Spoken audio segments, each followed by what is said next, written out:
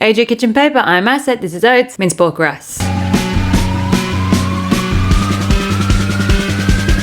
Let's go! Start off with a big old pan, chuck in a bunch of water, bring it up to the boil and then pop in your pork for 2 minutes. Around 500 grams. Let's get that pork belly cooked. Now that we've blanched it a wee bit, we can pull it out and start chopping him up. Let's just chop him into wee little bite-sized bitties. And then once you've got him all chopped up, let's go back over to our flame. Shove him in a ripping hot pan with a tablespoon of oil. Give everybody a nice tossity toss.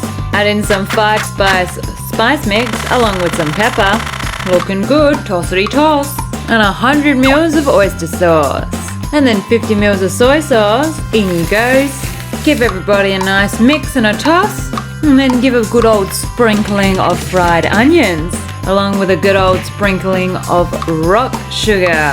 Let's get that all melted down together. And 100 mils of water. Pop the lid on and let's cook this off for about an hour. Now that everybody's nice and sticky, it's time to plate up. Let's grab a big old serving of rice, thank you very much. And then on top of all of that lovely rice, we're going to pile on all of our pork. Make sure you pile it sky high and let's get a nice close up. Look at that brown sticky sauce. Now it's time for my favorite time, tasty time. With all that time cooking and all of that wonderful spice, your house is going to smell like a Chinese restaurant for sure. So today I've only got one tip to make sure that you get this perfect. And that is just to make sure that everybody's cooking on a very low heat. It's going to be sitting there for an hour, so you might not want to burn it.